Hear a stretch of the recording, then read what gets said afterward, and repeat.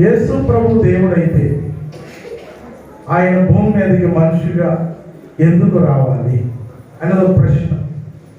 రెండవది, యేసు ప్రభు దేవుడైతే శిలువ మరణంలో ఎందుకు చచ్చిపోవాలి?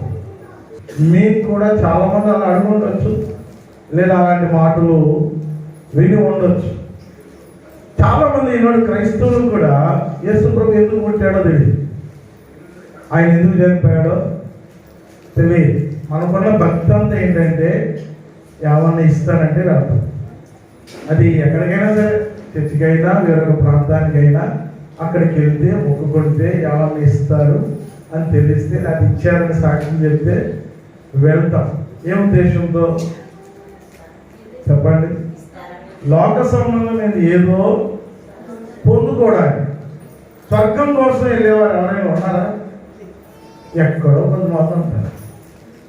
నాకు స్వర్గం కావాలి, మోక్షం కావాలి, నరకమును తప్పించబడాలి, నిత్యజీవానికి నేను వారసురాన్ని కావాలి, అందుకు తగిన దేవుడు నజరేయుడైన యేసుక్రీస్తు వారని ఆయన అర్థం చేసుకొని ఆయన దగ్గరకు వచ్చి వారు కొద్ది శాతం మాత్రం ఉంటారు. ఎక్కువ శాతం ఏంటంటే లోక సంబంధమైన ఏదో కావాలి. నేను మాది అంబాజీపేట అండి, అమలాపురం దగ్గర. ఎక్కువ నేను పెరిగింది పాలకొల్లు, మార్టేరు. మా చిన్నాన్న గారు కోడేరు. మెటాడోర్లో ఉన్నప్పుడు నేను ఇక్కడే మార్టేరు సెంటర్ నుండి మెటాడోర్ల మీద నేను క్లీనర్గా, డ్రైవర్గా పనిచేశాను. ఆ తర్వాత అదే మార్టేరు సెంటర్లో 1997, 98, 99 సంవత్సరాల్లో బ్రాందీ వ్యాపారం చేశాను. అండ్ ఆచంట, అలాగే కొడమంచిలి, పాలకొల్లు, మార్టేరు, ఇలా కొన్ని ప్రాంతాల్లో మా మామయ్య గారు కొన్ని షాపులు 97లో వేలంపాట ద్వారా చేస్తే అందులో నన్ను కూడా చేర్చుకున్నారు. వారితో కలిసి నేను వ్యాపారం చేయడం జరిగింది. మార్టేరు సెంటర్లో పెద్ద బిల్డింగ్ ఉంటుంది. ఆ బిల్డింగ్లో విజయసాయి వైన్స్ అని ఆ రోజుల్లో వ్యాపారం జరిగించారు. తర్వాత వేమవరం అనే ప్రాంతానికి వెళ్ళినప్పుడు 99లో అక్కడ ముతికి సత్యనారాయణ గారిని ఒక ఆయన హై స్కూల్లో సభలు ఏర్పాటు చేశాను. ఆ ఆఖరు సభకు నేను వెళ్ళాను. అప్పటికి నేను నామకార్థ క్రైస్తవుడు. 15 సంవత్సరాలైన బాప్తిజం పొంది, కానీ యేసు ఎవరో నాకు పూర్తిగా తెలియదు. ఒక నామకార్థంగా ఏదో భక్తి చేయాలి కాబట్టి ఒక ఆచార సంబంధమైన భక్తి చేస్తాను. కానీ ఆ రాత్రి దేవుడు తన కృప ద్వారా లక్ష్మీ కుమార్ గారు ఒక సహోదరి నరసాపురం వచ్చి సాక్ష్యం చెప్తూ ఆమె ఆ సాక్ష్యం వాడి దేవుడు ఆత్మ ద్వారా నన్ను సేవకే పిలిచారు. దేవుని స్తోత్రం. అప్పుడు ఆ బ్రాందీ వ్యాపారం వదిలిపెట్టి మరి దేవుని కృప చేత గత 22 సంవత్సరాలుగా దేవుని పరిచర్లో కొనసాగుతూ ఉన్నాను. దేవుని స్తోత్రం. మనకు ఈ ప్రాంత ప్రజలందరికీ అంటే ఈ ప్రాంతం అంతా నాకు ఎక్కువ పరిచయం వ్యాపార పరంగా. అలాగే చదువుకోవడం కూడా నరసాపురం కాలేదు. ఎందుకంటే మా తాతగారు మరి గుమ్మూరు దగ్గర పినుమ అమ్మమ్మ గారు. నేను బాల్యమంతా ఇక్కడే పెరగడం జరిగింది. ఈ ప్రాంతానికి మొట్టమొదటిగా దైవజనం ద్వారా, దేవుని ఆత్మ ద్వారా ఈ ప్రాంతానికి రావడం జరిగింది. సరే, యేసు ఎవరు? ఆయన ఎందుకు ఈ లోకానికి వచ్చాడు? ఆయన రావడం ద్వారా మనకు కలిగేటటువంటి మేలు ఏంటి అనేది గమనించాలి. అందుకని దేవుని వాక్యంలో కొన్ని వచనాలు మనం చూసినప్పుడు దేవుడు నరుడుగా ఈ లోకానికి రావాల్సినటువంటి అవసరం ఏంటి? ఎక్కడో మహాకాశంలో మహాదేవుడిగా ఉండాల్సినటువంటి దేవుడు భూమి మీదకి శరీరం దాల్చి అందులో రిక్తుడుగా, దీనుడుగా, ఎంత దీనుడు అంటే పశువుల తొట్టిలో పడుకోబెట్టబడే స్థితిలో ఆయన లోకానికి రావాల్సినటువంటి కారణం ఏంటి, ఆవశ్యకత ఏంటి అనేది మనం గమనించాలి. దేవుడుగా ఈ లోకానికి వస్తే ఆయన ఎవరు చూడలేము, మాట్లాడలేము, ఆయన దగ్గరికి వెళ్ళలేము. దేవుడికున్న చాలా లక్షణాలు ఉన్నాయి, కానీ ప్రాముఖ్యంగా 3 లక్షణాలు మీకు తెలియజేస్తారు. యోహాను సువార్త 4వ అధ్యాయం 24వ వచనంలో దేవుడు ఆత్మ గనుక, ఏంటండి? దేవుడు ఏమై ఉన్నాడు? ఆత్మ ఉన్నాడు. మనలో కూడా ఒక ఆత్మ తెలుసు కదా. మనలో కూడా ఏముంది? ఆత్మ ఉంది కాబట్టి ఇక్కడ దాకా వచ్చాం కదా. మానవ ఆత్మ అంటారు మనలో ఉంది. దేవుడు ఆత్మ. మూడవ ఆత్మ కూడా ఉంది, అది దురాత్మ అంటారు. మూడు ఆత్మలు ఉంటాయి, మానవాత్మ, దేవుని ఆత్మ, దురాత్మ. దేవుడు ఏమై ఉన్నాడు? ఆత్మ అయినాడు. మనలో కూడా ఆత్మ ఉంది. ఎప్పుడైనా చూసాం మనం? ఎవరైనా కనబడుతుందా? కను ఆత్మ అయిన దేవుడు మానవ దగ్గరకు వచ్చి మాట్లాడడానికి ప్రయత్నించాడు అనుకోండి, కనబడుతున్నాయినా? కనబడు. ఒక స్వరం వినబడొచ్చేమో కానీ మనకు కనబడు. ఇక రెండవది ఏంటంటే, ద్వితీయోపదేశకాండం 5:25 వచనంలో ఆయన అగ్ని అయి ఉన్నాడు. ఏమైనా చెప్పండి. కలిమంట వేసాం అనుకోండి, ఎంతవరకు వెళ్ళగలం దాని దగ్గరికి? చెప్పండి. కొంతవరకు వెళ్ళగలం. తర్వాత ఏమవుతుంది చెప్పండి? కాలిపోతుంది కదా. అలాగే సూర్యుడి దగ్గరికి వెళ్ళాలనుకోండి, వెళ్ళగలమా? తీక్షణంగా ఆ లైట్ దగ్గరికి వెళ్ళాలనుకోండి, వెళ్ళగలమా? ఎందుకంటే అగ్ని తీవ్రత మన శరీరానికి కష్టాన్ని కలిగిస్తుంది కాబట్టి. అందుకని ఈ దేవుడు ఎలాంటి వాడంటే, కోటి సూర్యుల కంటే అధికమైన అగ్ని కలిగిన వాడు. అగ్నిగోళం ఏంటండి? సూర్యుడు ఏంటి? అగ్నిగోళం. అలాంటి కోటి సూర్యులు ఒక చోట పెడితే అది కూడా సరిపోదు దేవుని అగ్ని. అందుకని ఆయన దహించు అగ్ని. ఆయన అగ్నిగా వచ్చి మన దగ్గర మాట్లాడాలనుకోండి, మనం ఏమవుతాం? మాడిపోతాం. ఇంతవరకు కోతిని పంపారండి ఎక్కడికి? సూర్యగ్రహం దగ్గర. ఏమైపోయింది అది? అక్కడే మాడి ఆ ఎండ, ఆ యొక్క తీవ్రతకి, అగ్ని తీవ్రతకి చచ్చిపోయినట్లుగా మనం విన్నాం వార్తల్లో. ఇక మూడవదిగా ఆయన మత్తయి సువార్త 5:16 ఆయన ఏమైనాడంటే వెలుగై ఉన్నాడు. ఏమన్నాడు చెప్పండి? వెలుగు. ఇప్పుడు అదే కాదు, ఈ లైట్ చూసాం అనుకోండి, కాసేపు మనకి ఏమవుతుంది చెప్పండి? కళ్ళు కనబడవు. ఇంకా కనబడితే లైటే కనబడుతుంది మనకి, ఎక్కడ చూసినా కదా. తీక్షణంగా వెలుగు వైపు చూడలేము కదండి. అలాంటి వెలుగైన దేవుడు మన దగ్గరికి వెలుగుగా వచ్చాడు అనుకోండి, మనం ఆయన చూడగలమా? అంటే ఆయన చెప్పి మాటలు వినగలమా? అందుకని దేవుడు ఏం చేశాడంటే, ఆత్మగా వెళ్ళినా, అగ్నిగా వెళ్ళినా, వెలుగుగా వెళ్ళినా మానవులకి ఏ మేలు కలగదు కానీ కీడు కలగవచ్చు. కాబట్టి నేనేం చేయాలి? ఇప్పుడు మనుషుల దగ్గరికి నేను ఎలా వెళ్ళాలి? మనుష్యుడిగానే వెళ్ళాలి. ఎలా వెళ్ళాలి చెప్పండి? మనుషుడిగానే వెళ్ళాలి. ఫిలిప్పీయులకు రాసిన పత్రిక 2వ అధ్యాయం 7వ వచనం చదువుతామా? 7-8 వచనాలు. 7వ వచనం. మనుషుల పోలికగా పుట్టి దాసుని స్వరూపమును ధరించుకొని తన్ను తానే రిక్తులుగా చేసుకొనెను. మరియు ఆయన ఆకారమందు మనుష్యుడుగా కనబడి, తన ఆకారమందు చూడడానికి ఎలా కనబడుతున్నాడు? ఆయన మనుషుడిగా కనబడుతున్నాడు. ఎవరైనా? నజరేయుడైన యేసుక్రీస్తు. దేవుని స్తోత్రం. ఆయన మనుష్యుడుగా వచ్చాడు కానీ ఆయన మనుషుడు కాదు. ఎవరైనా? దేవుడైనా. కానీ దేవుడు ఏమవ్వాల్సి వచ్చింది? మనుషుడు అవ్వాలి. అందుకని ఆయన మనుషు కుమారుడు, దేవుడు కుమారుడు. ఒకే కాలంలో ఆయన దేవుడిగా ఉండగలడు, అదే కాలంలో ఆయన మనుషుడిగా కూడా ఉండగలడు. దేవుడిగా ఆయన అద్భుతాలు చేశాడు. మనుషుడిగా ఈ లోక శ్రమలు ఎలా ఉన్నాయి అన్ని కూడా ఆయన అనుభవించగలిగాడు.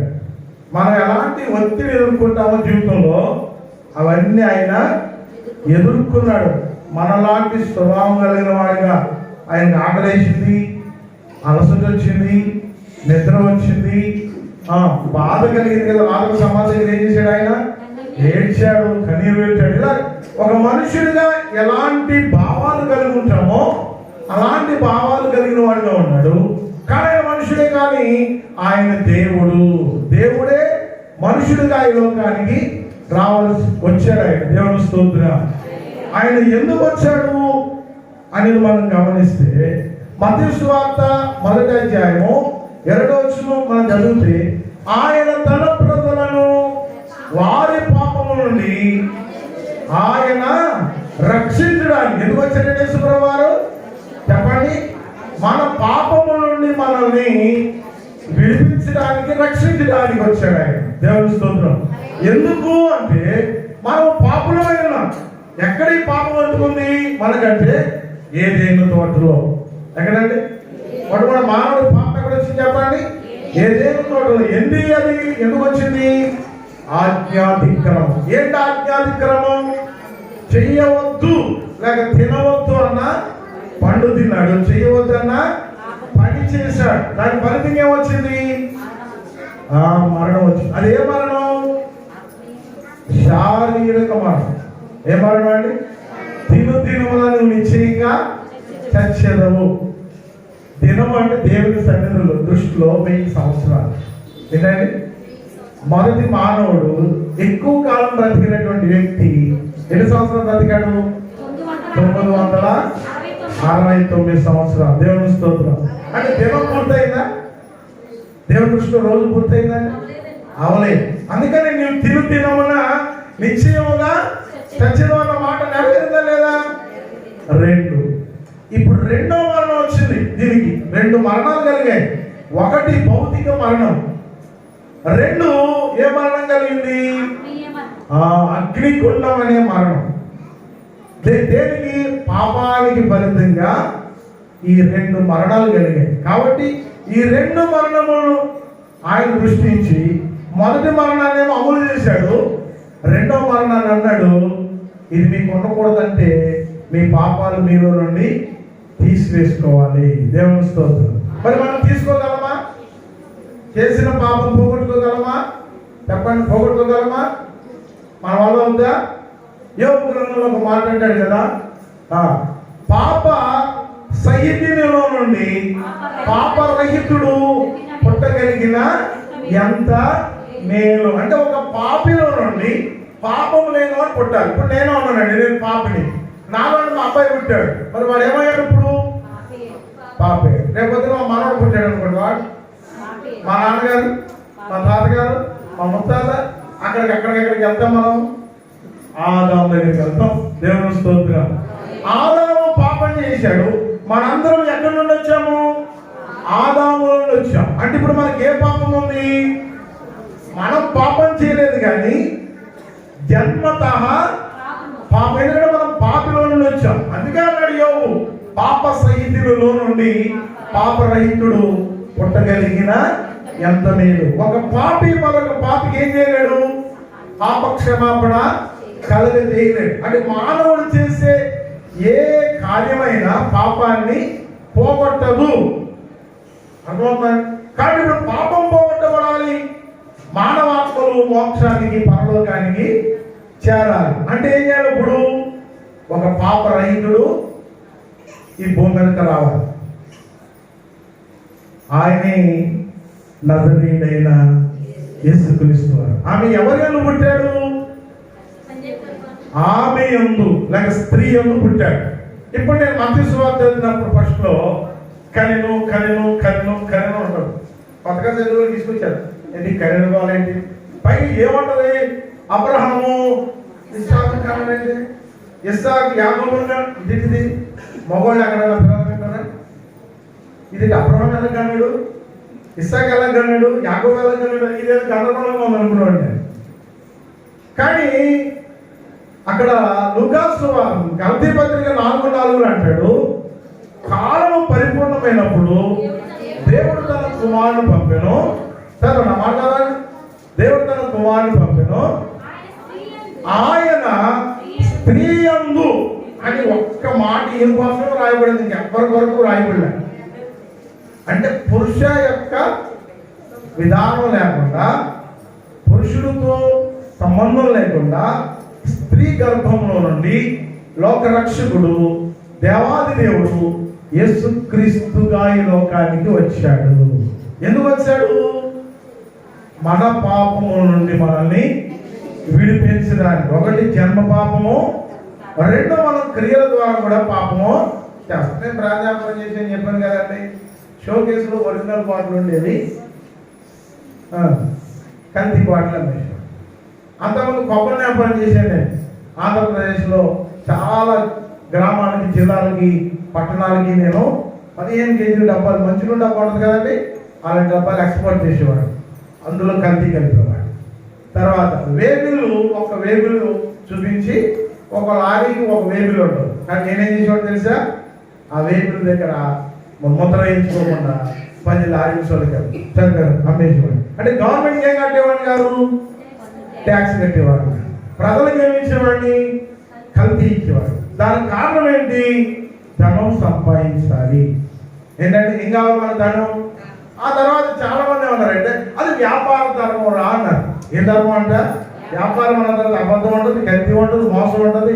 నీతిగా వ్యాపారం చేస్తే ఏ విధమైన పనికి రాకుండా పోతామో అంటే నేను కూడా అనుకునేవాడిని ఇది వ్యాపార ధర్మం అని. వ్యాపార ధర్మం కాదని నాకు తెలియదు, కానీ అది అధర్మం అని మాత్రం తెలిసింది. ఏంటంటే ఏ ధర్మం, అధర్మం అని చేసింది. కానీ ఇలాంటి అధర్మం చేసినటువంటి వాడు కూడా ఏమవుతాడు, పాపి అవుతాడా. ఇప్పుడు మొట్టమొదటిగా నేను జన్మతః పాపిని, రెండోది కర్మ పాపి అంటారు. కర్మ పాపి అంటే క్రియల మూలంగా కలిగిన, నేను చేసిన పనుల ద్వారా నాకు అంటింది, చెడు చూపు చూశాను ఒక అమ్మాయి, ఇంకా అది పాప కాదా, మోహం చూపు. పక్కన ఒక సెంటు కనిపిస్తున్నాడు, పాప కాదా. స్పందన దగ్గర గ్రూప్లో డబ్బులు ఇచ్చి కట్టడం అనేసాడు, పాప కాదా. 3 వారాలు తిరిగిన తర్వాత 4వ వారం అమ్మాయి మా అమ్మ లేదని చెప్పు అని చెప్పించాం, అది పాప కాదా, చెప్పాలి. అబద్ధం పాపం, మోసం పాపం, అన్యాయం పాపం. ఎందుకంటే నీ పొరుగు వారిది ఏది కూడా నువ్వు, దేవుని స్తోత్రం, నిన్ను వల్ల నీ పొరుగు వాడిని కూడా ప్రేమించాలంట. అంటే అవసరత కలిగిన వాడికి సహాయం చేయకపోవడం కూడా పాపమే అని దేవుని వాక్యం చెప్తుంది. ఇన్ని పాపాలతో ఉన్న మనిషి చచ్చిపోయాడు అనుకోండి, ఎక్కడ పోతాడు, ఏదైనా ఇక్కడ మౌనం పాటిస్తే వెళ్ళిపోతాడా, కొన్ని మంచిగా నీకు చచ్చిపోతే వెళ్ళిపోతాడా. కానీ చెప్పాలి కదా, వాడు చేసిన దొంగోడు, వ్యభిచారి, అంతకులు, అబద్ధికులు చచ్చిపోయినాడు ఎక్కడికి వెళ్తారు. అందుకనే మన అందరూ అలాంటిమే. అయితే అన్ని పాపాలు ఒకళ్ళు ఉండకపోవచ్చు. ఒకళ్ళు అబద్ధం ఆడచ్చు, ఒకళ్ళు చిన్న చిన్న దొంగతనాలు చేస్తారు, పెద్ద చిన్న చిన్న కాకి పొడి, టీకి పొడి, తల కొట్టిస్తారు కదా. ఇలా పొసులు పట్టి మా నాన్నమ్మ దగ్గరకు ఒక ఆవిడ వచ్చింది. మా నాన్నమ్మని కాకి పొడి అడిగితే పోసులు పట్టుకో అని జమించాడు.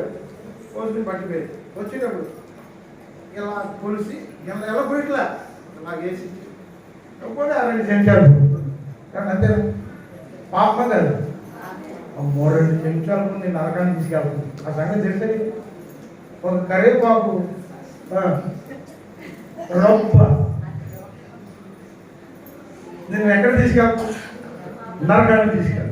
2 తోటికోడలు ఉన్నారు ఒక ఊళ్ళో. ఒక ఊళ్ళో ఏంటి, 10 ఊళ్ళో ఉంటారు. వాళ్ళకు 2 పిల్లలు, 4 పిల్లలు. పెద్ద తోటికోడలు భర్త గారు మిఠాయి పొట్టలను తెచ్చాడు ఎవరి కోసం, పిల్లలు. ఇప్పుడు ఈ పెద్ద తోటికోడలు ఏం చేసింది, చిన్న తోటికోడలు పిల్లలు నిలువ మీ అమ్మ నిలుపో ఏమంటే ఈ బాబుతో ఉంటారు. నాది నేనే తినాలంటే చచ్చిన అక్కడ పోతాం. దేవుని స్తోత్రం. అది పాపం కదా, చెప్పండి, పాపం కదా. అంటే నీ పిల్లల్ని ప్రేమించినంతగా వారిని నువ్వు ప్రేమించలేదు కదా, మరి నీ పాప. ఇక రెండోది, దేవునికి ఇవ్వాల్సినేమో, దేవుని మందిరానికి వెళ్ళాల్సిన టైం అంతా వేస్ట్గా ఆపట్టుకుపోయి ఈదో చేసి అది చేసి కాలం గడిపెడతాం. మొన్న కావడం అంటుంది, బట్టలు దుక్కుంటుంది కాలం దగ్గర. మమ్మల్ని చూశాను, అది గరు ఈరోజు ఆదివారమా అంటుంది. నాకు డౌట్ వచ్చింది, ఆదివారం ఇప్పుడు పొరపాటు చేసిన వారు వచ్చేసాను. అది అమ్మ ఆదివారమే కదా అన్నాను. అయ్యో చెప్తానండి అంతే. ఎక్కడ 3 వారాల తర్వాత వచ్చింది. దేవుని స్తోత్రం. మరి పాపం కదా. నిన్ను ఇంతవరకు కాచి కాపాడిన దేవుడు స్తుతించడానికి సమయం ఇవ్వకపోతే సమయాన్ని దొంగిలించిన దొంగవా కాదా, చెప్పండి. అధిక ప్రాధాన్యత దేవుని కూడా మానేసి కరోనా 2 కరోనాల నుంచి కాపాడి 2 సంవత్సరాలుగా నేను బ్రతికించి ఉంచిన దేవదేవుడి సన్నిధికి రాకుండా పనుల్లో ఉండిపోయాం. మరి పాపం కదా. ఏమమ్మా రాలేదంటే ఏమనండి పనులకి అవ్వలేదండి. మా ఊళ్ళో కావడం అయ్యి గీజుతో పంపేది అయినా సరే పనున్నా కొనుక్కోను. అంతకుముందు మొట్టమొదటి వచ్చేదాడు కొంచెం అరగంట లేట్గా రావడం మొదలైంది. మళ్ళీ ఇంకొక ఏరుకోనాడు, మళ్ళీ ఇంకొక ఏరుకోనాడు, మళ్ళీ ఇంకొక ఏరుకోనాడు. ఎందుకు ఏరిపోయింది? నీకు ఎక్కడ ఉన్నాడు?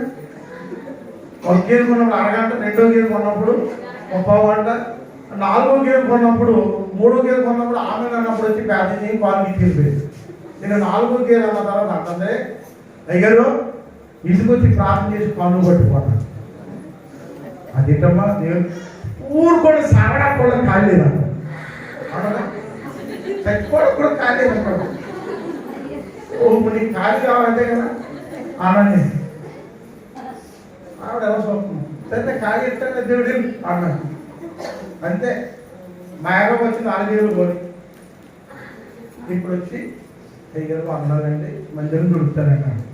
ఏ 4 ఏళ్ళు ఉన్నప్పుడు చేసుకుంటా పని ఎంత బాగుందో అంటే శ్రమ కలుగు.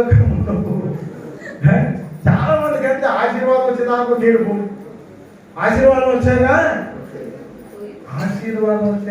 వచ్చేదాకా అంటే ఏసీ ఎంట పడతానంట. ఆశీర్వాదం వచ్చాక యేసు ప్రభు నీ ఎంట పడకపోతుంది. రామోజ రామ ఆదివారం రామ రామకృష్ణ రామ ఆ ఊరుకోవాలి కొట్టాలి నేను ఎక్కడ వస్తాను అంటే ఇప్పుడు అలాంటి పరిస్థితి అయిపోయింది. ఎంత కష్టపడి పరలోకం నుండి భూలోకానికి దిగి వచ్చి తన మహిమను అక్కడ విడిచిపెట్టి దేవదూతులు సెరూపులు పరిశుద్ధులు కలిసి పరిశుద్ధులను ఆరాధిస్తుంటే అక్కడ ఆయన ఉండగా దీనులమైన మనల్ని, పాపులమైన మనల్ని, నరకానికి వెళ్ళిపోతున్న మనల్ని రక్షించడానికి దీనుడుగా రిక్తుడిగా ఈ లోకానికి వచ్చాడే. ఆయన ఎంత తగ్గించుకుని ఎంత ఉదురుగా మన దగ్గరకు వచ్చాడు.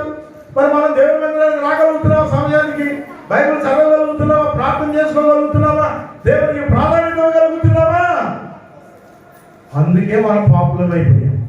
అంటే పాపములను క్షమించడానికి, పాపములను విడిపించడానికి, పాప పరిహారం చేయడానికి యేసు ప్రభువు ఈ లోకానికి వచ్చాడు. దేవుని స్తోత్రం. హల్లెలూయా. ఒక సండే స్కూల్ టీచరు తన విద్యార్థులు అడిగిందంట క్రిస్మస్ సీజన్లో, అమ్మాయి యేసు ప్రభు ఎందుకు పుట్టాడంటే బోర్డు చాక్లెట్లు ఎత్తగా. మరొక అమ్మాయిని అడిగితే బాగా చదివిస్తాకంటే ఒక చిన్న 3 ఏళ్ళ పాపలు లేపించి, పాప దేవుడు ఎందుకు వచ్చాడు చచ్చిపోవడానికి తక్కువ అని అలా అనకూడదు అంటే ఆ పాప నిజంగా చచ్చిపోవడానికి అంటుందంట. మళ్ళీ 2వసారి లేదు అలా అనకూడదామని లేదు 3వసారి కూడా ఏమంటుందంటే యేసు ప్రభు ఎందుకు వచ్చాడంటే చచ్చిపోవడానికి. ఇక్కడ సండే స్కూల్ టీచర్ ఉందంట, అసలు ఎందుకు చచ్చిపోవాలంటే నీ కోసం నా కోసం. దేవుని స్తోత్రం. హల్లెలూయా. యేసు ప్రభు ఎందుకు వచ్చాడో తెలుసా?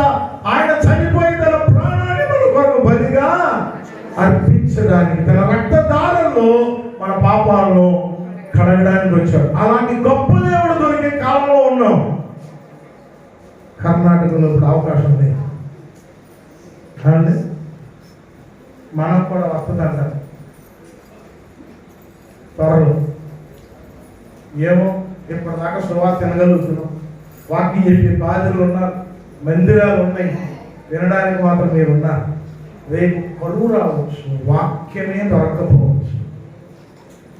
ఈ కరువు కాలంలో ఏం చేయాలి తెలుసా? యోసేపు లాంటి చేయాలి. యోసేపు ఏం చేశాడు చెప్పండి? సమృద్ధిగా ఉన్నప్పుడు ధాన్యాన్ని దాచాడు, కరువులో ఆ ధాన్యం చేత అతడు తృప్తిపరచబడ్డాడు. ఏమో మన కాలంలోనే వాటి కరువు వస్తే ఎప్పటికీ మనం ఏం చేసుకోవాలి? వాక్యాన్ని హృదయం అనే గాదిలో దాచుకోవాలి.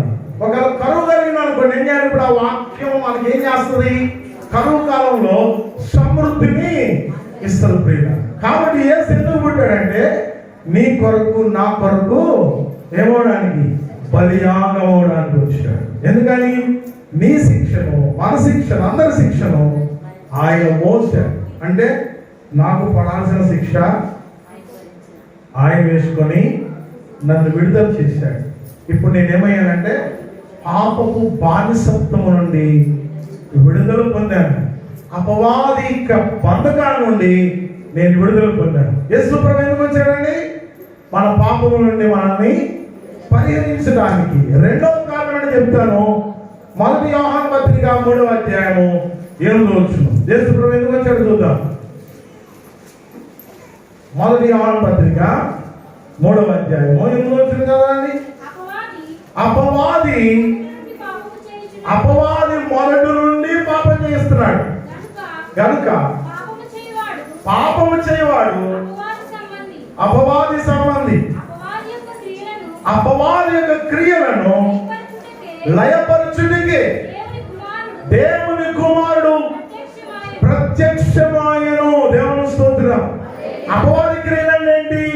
దుర్మార్గం, దుష్టత్వం, స్వార్థం, ఈర్ష్య, అసూయ, కలహం అండ్ ద్వేషం, గొడవలు, కొట్లాట్లు, ఇవన్నీ ఎవరి కార్యాలు ఇవి? సాతాను యొక్క కార్యాలు. ఆ కార్యాన్ని లయపరచడానికి ఎవరిలో ఈ మాటను ఒక ఆయన అన్నాడంట, నువ్వు ఆ సాతాన్ని బంధిస్తున్నాను, సాతాను ఈ లోపల లేకుండా చేయాలన్నాడు. అదిక నీలో ఆ అపవాది క్రియలను ఏం చేస్తాడు? లయపరుస్తాడు. నేను ఒకప్పుడు అబద్ధికుడిని, ఒకప్పుడు దొంగని, ఇంకా కులగర్వం ఉండేది, నాకు కుటుంబ గర్వం ఉండేది, ధనగర్వం కూడా ఉండేది. అవన్నీ కూడా ఇప్పుడు నాలో నుండి ఏమైపోయి? లయమైపోయి. ఇక అవి కనబడదు. ఎందుకు? యేసు నాలోకి వచ్చాడు, యేసు నాలో పుట్టాడు కాబట్టి ఇప్పుడు నాలో ఉన్న అపవాది క్రియలన్నీ కూడా చెప్పండి లయం. నేను ఎక్కడికి వెళ్ళి ఆధిక్యత కోరుకునేవాడిని మా చుట్టాల దగ్గర. అందుకోసం ఆధిక్యత కావాలంటే ఎలాంటి వస్త్రాలు వేసుకోవాలో, ఖరీదైన వస్త్రాలు, మంచి కద్దరు వేసుకొని మంచి రాయల్టీ వెళ్ళేవారు అందరూ. ఎప్పుడు ఏం సంగతి? అందరూ పలకరించారు, నాకు అధిక స్థానం ఇవ్వాలి అని కోరుకునేవారు. అదంతా ఇప్పుడు పోయింది. ఎందుకు చెప్పండి? యేసు ప్రత్యక్షమయ్యాడు నాకు. ఆయన నేను చూడగానే ఆయనలో నా పాపాలు కనబడ్డాయి, నా బలహీనతలు కనబడ్డాయి, నన్ను ఆడిస్తున్న సాతాను కనబడ్డాడు. అప్పుడు దేవుడు నాలోకి వచ్చాడు. నేను ఒప్పుకున్నాను, ప్రభువా ఎంతవరకు నేను అపవాది సంబంధిని, ఇక్కడ నుండి నేను నీ సంబంధిని కావాలనుకున్నాను. ప్రభు నన్ను ఆ విధంగా చేశాడు. దేవుని స్తోత్రం. ఇప్పుడు నా క్రిస్మస్ ఎప్పుడంటే యేసయ్య నాలోకి వస్తే క్రిస్మస్ పండుగలో కాదు, బోయినా దగ్గర కాదు, పట్టు దగ్గర కాదు. క్రిస్మస్ ఎప్పుడంటే ఒక హృదయంలో యేసు పుడితే, ఒక పాపి పరిశుద్ధుడిగా మార్చబడితే. దేవుని స్తోత్రం. కానీ ఇప్పుడు నేనేమయ్యాను? ప్రభువు నాలో పుట్టాడు కాబట్టి ఇప్పుడు నేను పాపిని కాను. ఎవరిని? పరిశుద్ధుణ్ణి. ఆయన విశ్వాసం ప్రతి వారు నీతిమంతులు అవుతారు. వారికి ఏం కలుగుతుంది? నిత్య జీవము కలుగుతుందని దేవుని వాక్యం తేటగా తెలియజేస్తాను. కాబట్టి ఇప్పుడు నేను నాకున్నటువంటి ప్రతి పాపాన్ని విడిచిపెట్టగలిగానంటే కారణం ఏంటో తెలుసా? దేవుడు నాలోకి వచ్చాడు. క్రిస్మస్ అంటే మనందరికీ అర్థమైన మాటే, క్రీస్తుని ఆరాధించడం. ఆరాధన అంటే మనం కొంచెం సేపు ఇలా చేతులు ఆరాధిస్తామే, అదా? మరేం చెప్పండి ఆరాధన అంటే? ఆరాధన అంటే ప్రేమ, ఇంకా చెప్పాలంటే ఇష్టం. ఆరాధన అంటే చెప్పండి ప్రేమ, ఇష్టం. ఇప్పుడు యేసయ్య నా హృదయంలో ఉన్నాడు, ఆయన్ని ఇష్టపడుతున్నాను, ఆయన్ని ప్రేమిస్తున్నాను. నన్ను ప్రేమించాను. నీ దేవుడిని యెహోవాను ఏం చేయాలి? ప్రేమించాలి. ఎవరు ప్రేమిస్తున్నాం మనం? లోకాన దేవుణ్ణి ప్రేమిస్తే నువ్వు ఆరాధన చేస్తున్నట్టే, క్రీస్తుని ఆరాధన చేస్తున్నట్టే. అంటే ప్రతి క్షణం నీ జీవితంలో క్రిస్మస్ జరుగుతూ ఉంది. ఈ డిసెంబర్లోనే కాదు. ఒక లోకాన్ని ప్రేమిస్తూ ఇక్కడ పాల్గొన్నావు అనుకో, అది క్రిస్మస్ కానే కాదు. కాబట్టి యేసు నమ్మడం అంటే చెప్పండి మతం పుచ్చుకోవడం కాదు. అర్థమైందండి? యేసుని నమ్మడం అంటే అన్ని పరిస్థితుల్లో, అన్ని కాలాల్లో ఆయన నాతో ఉండి నాకు కావలసిన ప్రతి అవసరాన్ని తీర్చి ఈ లోపల పెంచి పోషించి ఒకరోజు నిజజీవాన్ని తీసుకెళ్ళిపోతాడు అని నమ్మగలిగా. దేవుని స్తోత్రం. మతం చూసుకుని బైబిల్ కొనుక్కుని తెచ్చుకొస్తే అక్కడ పిట్లో పెడతారంతే. పిట్లోకి వెళ్తారేమో కానీ పరలోకానికి చేయాలి. అర్థమవుతుంది? ఇక్కడికి వస్తే ఎక్కడికి వెళ్ళాలి? పిట్లోకి వెళ్ళాలి, అక్కడి నుంచి పరలోకానికి వెళ్ళాలి. పరలోకానికి వెళ్ళకుండా పిట్లోకి వెళ్తే ప్రయోజనం ఏంటి? ఆత్మ అగ్నిలో కాలిపోతాం. కాబట్టి యేసుని నమ్మితే మోక్షం కావాలని నమ్మాలి. నేను మొట్టమొదటి యేసు ప్రభు దగ్గర రావడానికి కారణం తెలుసా అండి?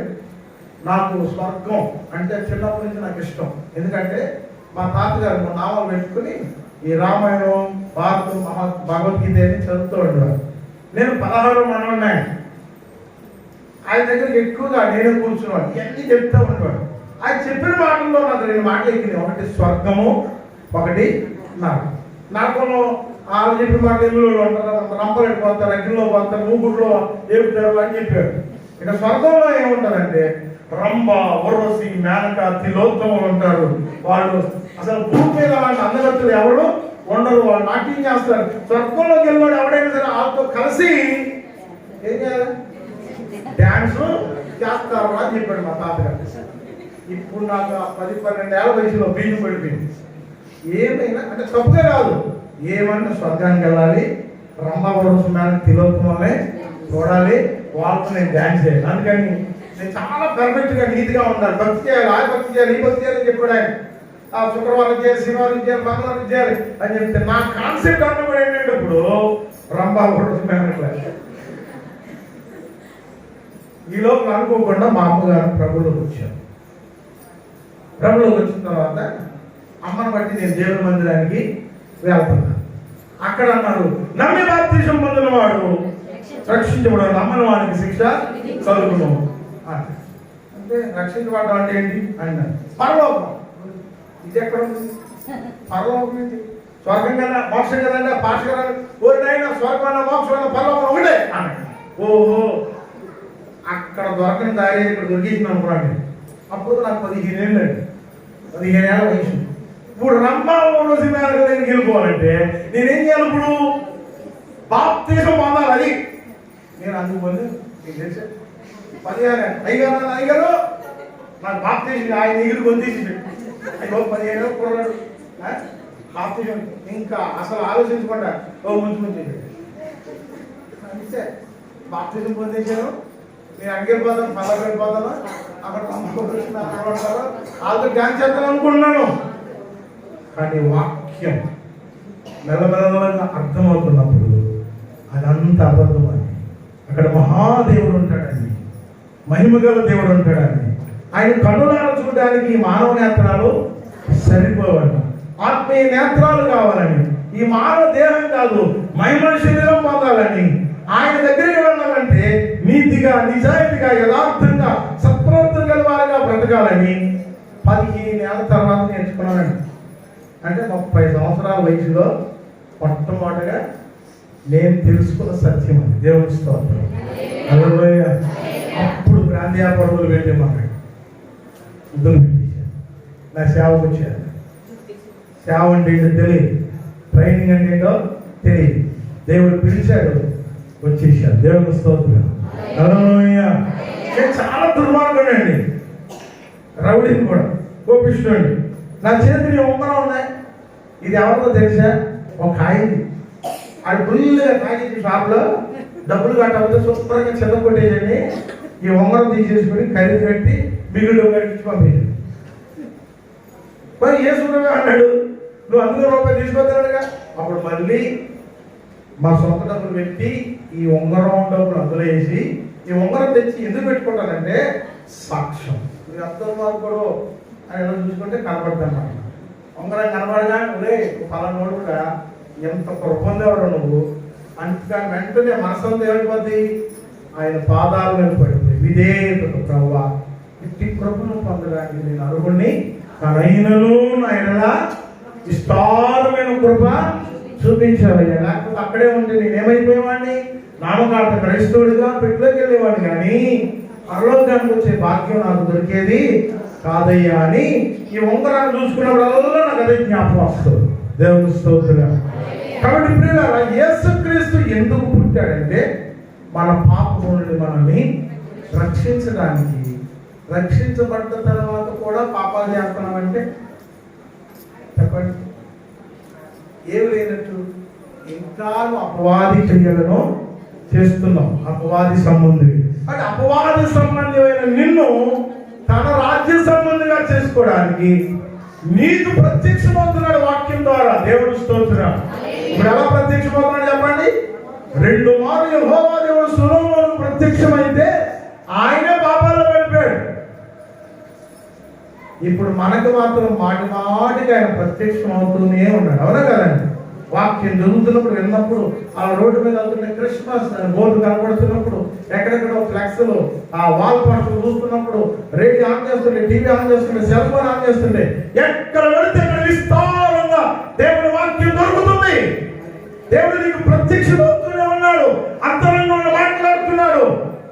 ఒక ఆయన పెట్రోల్ కొట్టించుకొని, అప్పుడు 1000 రూపాయల నోట్లు ఉండి కదండి, 100 రూపాయల నోటు ఇచ్చి పెట్రోల్ కొట్టించుకున్నాడంట. ఆ నిద్ర మంతులు 1000 అనుకుంటూ మొదలు ఇచ్చేసాడు.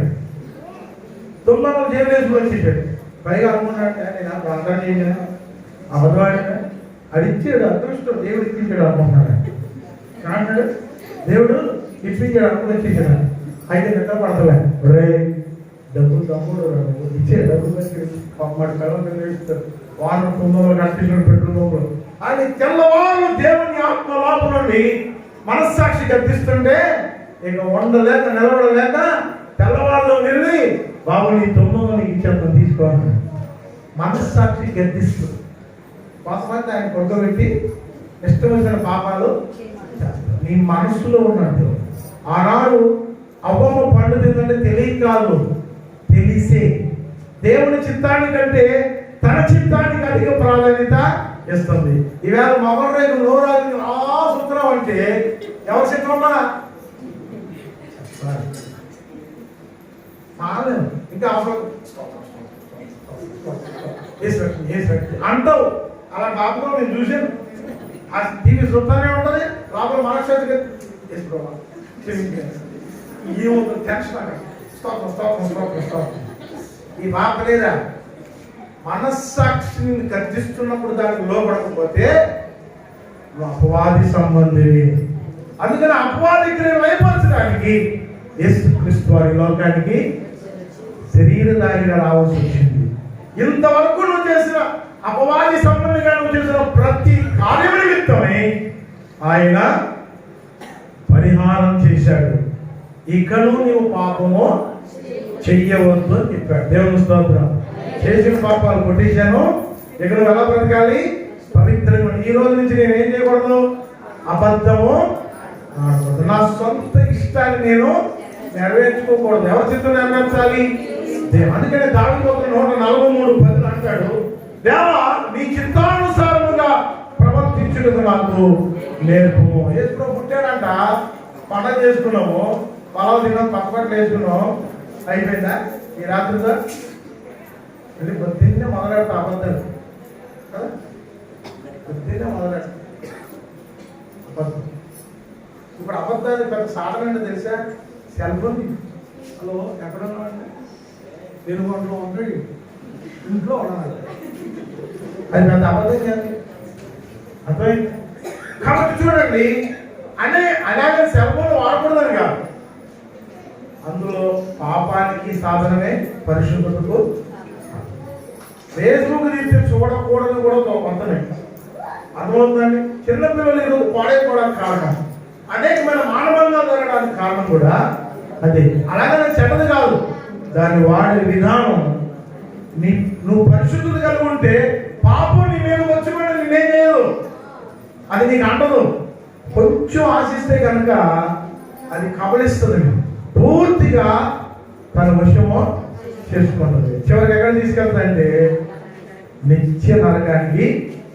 ప్రియులారా గమనించాలి, మనుష్య పోలికగా పుట్టి అకారమైన మనుషులుగా కనబడి ఆయన మన కొరకు శిలువ ప్రాణాలు వేలాడి తన రక్తమంతా చిందించి తన ప్రాణాన్ని బలిదానంగా పెట్టి ఆయన 3 దినాలు సమాధిలో ఉండి తిరిగి లేచాడు. ఎందుకో తెలుసా? చెప్పండి. మనల్ని అక్కడ తీసుకెళ్తాం. దేవుని స్తోత్రం. హల్లెలూయా. మార్పు చెందిన మనము, రక్షించబడిన మనము, విధేయత కలిగిన మనము, పరిపూర్ణతలోకి వచ్చిన మనము, దేవుని సంబంధంగా ఉన్న మనకు ఒక రాజ్యం ఇవ్వడానికి, అదే పరలోక రాజ్యం. అందుకే యేసుప్రభువు కానీ, బాప్తిస్మా యోహాను కానీ, అపోస్తలులు కానీ యేసువారు చెప్పారు, దేవుని రాజ్యము సమీపంగా ఉన్నది, మారు మనసు పొందండి అని చెప్పాడు. స్వస్థతలు కలుగుతాయి, రండి. 5 లక్షలు అప్పు తీరిపోతారండి. అసలు సంవత్సరం కొడికి చదవకుండా పెళ్ళకి ప్రార్థన చేయించుకుంటే పరీక్షలు రాస్తే 100 మార్కులు వస్తాయండి అన్న. ఏది అవసరమో అది తప్పక ఇస్తాడు. నాకు కూడా ఒక కుమార్తె ఉండేది, 8 సంవత్సరాల వయసులో చనిపోయింది. ఆమెకు బలహీనత కలిగింది. అప్పటికే నేను దైవజనుడిని, అనేక రాష్ట్రాల్లో నా కుమార్తె కొరకు ప్రార్థన చేశారు, సంఘం ప్రార్థన చేసి, దైవజనులు ప్రార్థన చేశారు. మరి నా తన సన్నిధికి ఆమెను తీసుకుని వెళ్ళిపోయాడు. సొంత బతుకున్నాడుగా. ఆయన నీ దగ్గర కంటే నా దగ్గర ఉన్న కష్టాన్ని దేవుడు స్తోత్రం. అలాగే నెరవేరాలని కాదు, ఆయన చిత్తమే మన యందు నెరవేరాలి. అర్థమవుతుందండి? లోకంలో నీకేది కావాలో అది కాదు కావాల్సింది, నీకేది అవసరమో. అర్థమైందండి? నీకేది అవసరమో దాన్ని అడిగితే దేవుడు నీకు దాన్ని ఇస్తాడు, ఏ లోటు లేకుండా. అయితే అన్నిటికంటే అవసరమే నేను తెలుసా అండి? రక్షణ, పరిశుద్ధత, నిత్యజీవం. ఈ 3 లేకుండా ఎన్ని కలిగి ఉన్నా నిష్ప్రయోజనం. ఒక మాట ముగిస్తారు. మనందరికీ భారతదేశంలో గొప్ప కోటీశ్వరుడు ఎవరు? అంబానీ. కదండి, అంబానీ. మొన్న ఒక ఇల్లు గిఫ్ట్ ఇచ్చాడంట ఆవిడకి. ఎంతో తెలుసా? 600 కోట్లు, 49 గదులు, 49 గదులు అంట, 600 కోట్లు. ఇప్పుడు ఆయన భాగ్యవంతుడే కదా. మరి ఓ ఇశ్రాయేలు, నీ భాగ్యం ఎందుకు గొప్పదన్నాడు దేవుడు? ఇప్పుడు ఆయన భాగ్యం ఉందా, మన భాగ్యం ఉందా అని చెప్పాలి. ఆయన తెచ్చిపోతే ఎక్కడ పోతాడు? మన ఎక్కడ పోతా? ఎవరు భాగ్యవంతులు? ఇప్పుడు మన ఎవరు? ఇశ్రాయేలు, నీ భాగ్యము ఎంత? ఎందుకు ఈ భాగ్యం ఎలా వచ్చింది? దేవుడు భూమికి వచ్చాడు, నీ కొరకు భూమికి ఆకాశానికి మధ్య శిలువలో ఉరాలాడాడు. ఆయన రక్తమంతా చిందించాడు, తన ప్రాణాన్ని బలిగా పెట్టాడు. 3 దినాల సమాధిలో ఉన్నాడు. తిరిగి లేచి పరలోకానికి ఆరోహణం అయిపోతూ, నేను వెళ్తున్నాను, ఇదిగో మీ కొరకు స్థలములను సిద్ధపరచ వెళ్తూ ఉన్నాను. దేవుని స్తోత్రం. ఇప్పుడు యేసయ్య చేసే పని ఏంటో తెలుసా? అక్కడ మన కొరకు స్థలములు సిద్ధపరుస్తున్నాడు. అక్కడికి వెళ్ళిపోవాలి. మనం అక్కడికి వెళ్ళాలంటే ఇక్కడ వదిలేసుకోవాలి. ఇవి శాశ్వతం కాదు. లోతు భార్య అశాశ్వతమైన ఆశించి ఉప్పు స్తంభం అయిపోయింది. అబ్రహాము, శారాలు అన్ని విడిచి యేసు దేవుడు చెప్పిన మాట ప్రకారం జీవించారు. సమస్తమును కలిగి ఆశీర్వదించబడ్డారు. 12 పునాదులు గల పట్టణములకు వారు వారసులయ్యారు. క్రైస్తవులు అంటే ఇహ పరములకు మనం ఆశీర్వాదానికి వారసులమే. దేవుని స్తోత్రం. కాబట్టి మనిషి పోలిక ఎందుకు పుట్టాడైనా? మన పాపములను పరిహరించడానికి, మనలో ఉన్న అపవాది క్రియలను లయపరచడానికి లోకానికి అయినా వచ్చాడు. ఈ 2 కారణాలు తెలిసి దాని ప్రకారం జీవిస్తే నీవు జీవించినంత కాలం క్రిస్మస్ సంబరమే నీ హృదయం. దేవుని స్తోత్రం. లేకపోతే సంబరం అంబరాలు తాగుతుంది. కానీ చెప్పండి, ఈరోజు సంబరాలు ఎలా చేస్తున్నారంటే అంబరాన్ని తాకేలా చేస్తున్నారు, కానీ హృదయాన్ని తాకట్లేదు. సంబరం ఎక్కడ తాగాలి? హృదయాన్ని తాకితే హృదయం మారుతుంది, పాపం పోతుంది, పరిశుద్ధాత్మ దేవుడు ఇందులో కొలువై ఉంటాడు. నిన్ను నిత్యత్వానికి ఆయన నడిపిస్తాడు. దేవుడి మాటలు అందరిలో ఫలింప చేయను గాక.